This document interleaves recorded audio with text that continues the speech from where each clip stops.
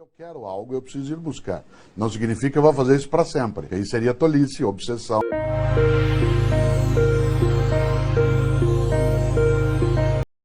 Uma das coisas mais importantes da vida é a capacidade de não desistir quando o objetivo é sólido.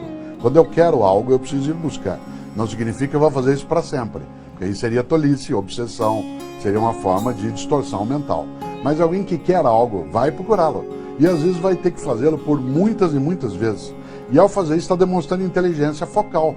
Afinal de contas, há uma diferença entre ser flexível e ser volúvel. O volúvel é alguém que muda toda hora. Flexível é alguém que é capaz de alterar a rota depois que tenha fundamentos para isso. Por isso, eu admiro mesmo uma pessoa que tem a clareza do que deseja e não desiste. Afinal, não existe fracasso no insucesso. O fracasso está na desistência. Ninguém fracassa quando não obtém sucesso, mas isso sim quando desiste após não ter obtido o sucesso. Claro que eu não vou desistir por qualquer coisa, mas também não vou persistir por qualquer coisa. Machado de Assis dizia uma coisa maravilhosa. Ele dizia, nem sempre recuar é fugir. Nem sempre recuar é fugir. Pode ser que eu tenha que alterar minha rota e ir para outra atividade, mas só depois de eu esgotar todas as minhas energias naquilo que de fato é o meu foco. Uma pessoa só deve desistir de um projeto quando ela, tendo esgotado as forças que desenvolveu para atingir aquilo, percebe que essas forças que ela tem como capacidade não são mais suficientes. Alguém que várias vezes faz vestibular e nota que já esgotou aquilo que era a sua condição, tem que alterar a rota. Não há um único caminho na vida. A vida é plural. E essa pluralidade, ela não pode ser colocada no campo da obsessão. O que é uma pessoa obsessiva?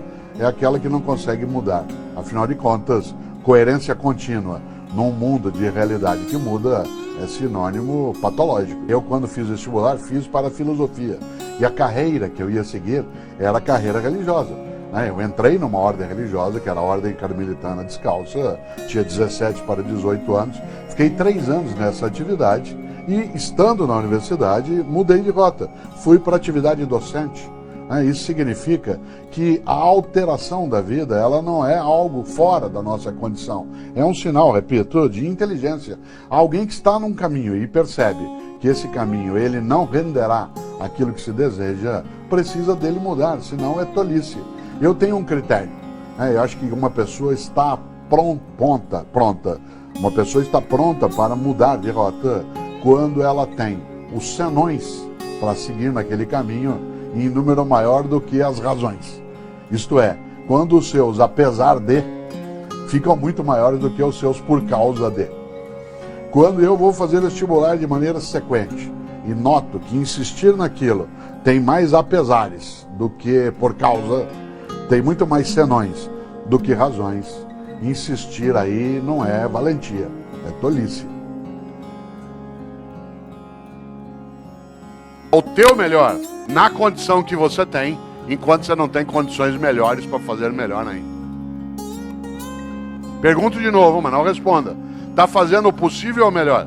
Insisto, não é o melhor do mundo, se for ótimo. É o teu melhor na condição que você tem, enquanto você não tem condições melhores para fazer melhor ainda. Porque se você ou eu, podendo fazer o meu melhor, me contento com o possível, eu caio num lugar perigoso chamado mediocridade. Uma pessoa medíocre é aquela que é morna, que está na média, que não é quente nem fria. Lembra quando você chegava da escola que tinha boletim escrito, o pai olhava 6 em português, 5,5 em matemática, 4 em história. Pai, deu para passar. Medíocre. Deixa, eu toco minha vida. Isso é mediocridade. Insisto, uma pessoa medíocre é aquela que, podendo fazer o melhor, se contenta com o possível. Exemplo. Mediocridade é falta de capricho. Capricho, sabe o que é capricho? Capricho é você fazer o teu melhor na condição que você tem, enquanto você não tem condições melhores para fazer melhor ainda. Exemplo, minha mãe e eu moramos na mesma rua em São Paulo, por coincidência, e às vezes eu passo na casa dela no fim da tarde. E mãe conhece. Às vezes ela olha para mim 5 da tarde e fala assim, você não almoçou ainda, né? E eu falei, não, eu comi um negocinho na universidade. Ela falou, peraí, vou fazer um negócio para você. E é aquela coisa meio mágica de algumas mães. Em 5 minutos aparece uma coisa para eu comer. Eu sou filho de italiano, uma coisa comum. um pouco de talharina e com azeite e sal em cima, mais nada. Eu, com a fome que eu tô naquela hora, comeria o prato vazio. Portanto, ela pode fazer qualquer coisa. Mas sabe o que ela faz? Faz um macarrão com azeite e sal, mas antes de servir, pega um tomatinho cereja, corta em 4 e põe em cima. Capricho. Capricho é você fazer o teu melhor na condição que você tem, enquanto você não tem condições melhores para fazer melhor ainda. Eu, no Paraná, quantas vezes, caipira, ia até a roça visitar a casa de alguém, quem aqui conhece sabe, na roça, aquela casa que a gente chama de pau a pique, casa de barro com madeira trançada, entrava na casa, chão de terra, tudo varrido. Tudo varrido, capricho. Ah, mas o chão já é de terra, capricho.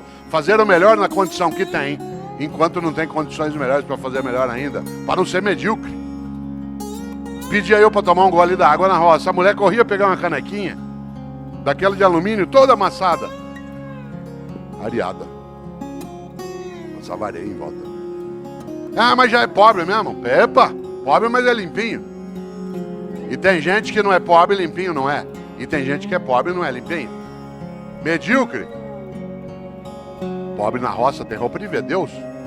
Vai à igreja. Pode não, roupa não é nova. Vocês têm remendo, mas tá limpinha. E põe no sol para coarar. Quantas vezes eu, como secretário de educação na capital, ia visitar uma escola municipal. Teto caindo, água escorrendo, culpa nossa do poder público. Mas a escola toda arrumada, limpinha, as carteiras em ordem, velhinhas, mas em ordem. Florzinha, sala dos professores. Capricho. Capricho é você fazer o teu melhor na condição que você tem, enquanto você não tem condições melhores para fazer melhor ainda. Tem gente que é medíocre. E aí a obra fica medíocre. Ah, mas do jeito que me pago. Ah, mas do jeito que é. Ah, mas eu não tenho condição.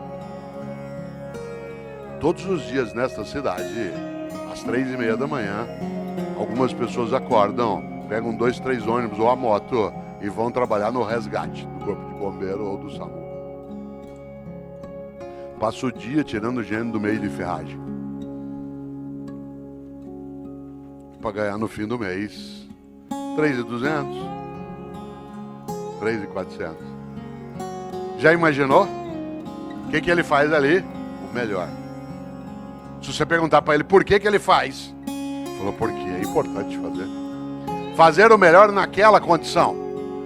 Ah, mas eu não tenho desfibrilador na viatura, ou eu não tenho material de sutura.